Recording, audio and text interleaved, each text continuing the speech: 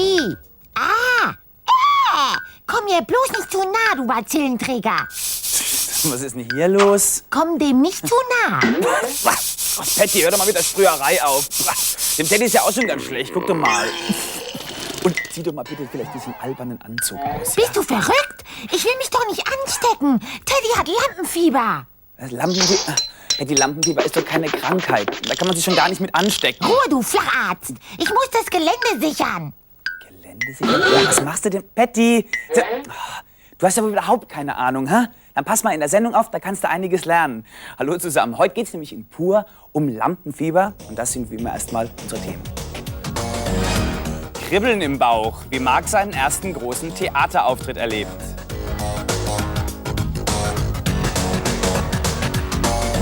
Der Ausdruck Lampenfieber kommt vom Theater. Dann nämlich, wenn die Schauspieler ihrem Auftritt entgegenfiebern und dann auf der Bühne die Lampen angehen. Dann kriegt man Lampenfieber, selbst wenn man alter Theaterhase ist. Aber am schlimmsten ist es natürlich beim ersten Mal. Marc ist erst 10 und hat schon eine Hauptrolle beim Musical Les Miserables. Und wir waren bei seinem allerersten Auftritt dabei. Ein Zuschauerraum, in den über 1000 Menschen passen. Eine riesige Bühne, so groß wie eine Turnhalle. Und dann gehen die Scheinwerfer an und du hast deinen ganz großen Auftritt. Na, dazu gehört echt Mut. Aber erzählen wir die Geschichte von Marc aus Duisburg der Reihe nach. 2 Wochen noch und dann soll er in dem Musical Les Miserables den Straßenjungen Gavroche spielen. Jetzt werden alle Einzelheiten der Rolle einstudiert. Marc hat vorher noch nie auf einer Bühne gestanden. Wie fühlt man sich, wenn man da an den Premierenabend denkt? Ich bin sehr aufgeregt. Also ich habe auch Angst, dass ich da Fehler mache, ein bisschen. Und ich kenne auch die ganzen Schauspieler noch nicht. Ich weiß gar nicht, wer ist. Also es ist schon ein bisschen aufgeregt. Ja, noch einmal. Und so übt er die Ohrfeigen, die er im Stück austeilen muss, erst einmal mit seinem Lehrer Naut. Okay, gut. 2 Wochen später, der Tag der Aufführung. Marc singt sich im Probenraum ein und spielt dabei alles, was er heute machen muss, noch einmal ganz genau durch. Während die Zuschauer allmählich ihre Plätze einnehmen, kommt es für Marc darauf an, nicht zu nervös zu werden. Anschließend wird in der Garderobe aus Marc der Straßenjunge Gavroche, allerdings mit einer winzigen Panne. Achtung! Peinlich, wenn das auf der Bühne passieren würde. So. Jetzt habe ich sie gewonnen.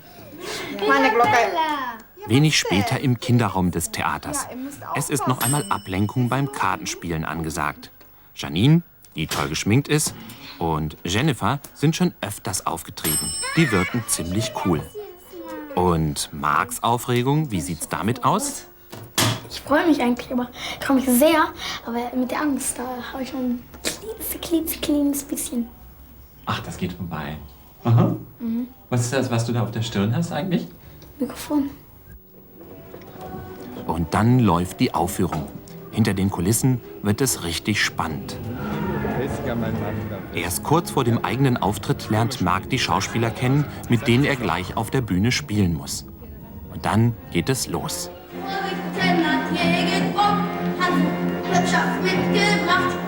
Habt ihr es gehört? Ein ganz leichter Aufregungswackler in der Stimme. Doch dann wird Marc immer sicherer.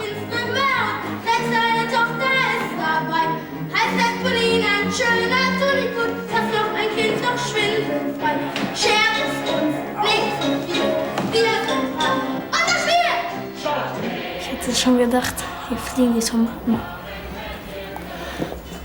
Ich denke aber, das ist sehr gut. Nein, Tomaten müssen wirklich nicht fliegen, denn Marc weiß genau, was er machen muss. Das viele Üben macht sich bezahlt.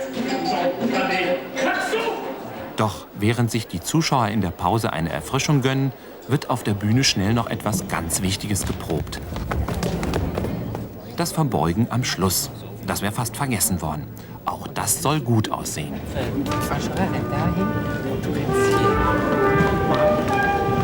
Hier stehen dann alle Leute in einer Reihe.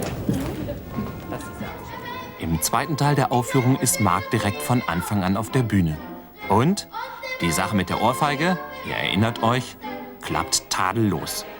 Je länger es dauert, desto mehr sind Angst und Aufregung vergessen. Mittendrin zu sein, das ist einfach ein klasse Gefühl. Nachdem Marc seinen letzten Auftritt geschafft hat, geht er in die Theaterkantine. Dort wartet Christian auf ihn, der am nächsten Abend seinen allerersten Auftritt hat. Nun kann Marc schon Tipps loswerden. Die nächste kaum, da sieht man ein bisschen, wenn mal Licht leuchtet ganz stark, dann sieht man die ganze gut. Habe ich alles beobachtet, habe meinen Onkel gesehen. Wenig später sitzt er müde, aber glücklich im Schminkraum und seine Eltern sind mächtig stolz auf ihn. Ich habe gesucht, nur einen Film habe ich gesehen. Wir waren ganz oben. Direkt gewunken. Meinst du, du hättest Angst haben müssen? Angst ist das oder nur Aufregung? Aufregung mehr. Aber am nächsten Auftritt würde ich nicht so viel Aufregung haben. Beim übernächsten gar keinen mehr. Super. Ja dann, toi toi toi, wie man beim Theater so sagt.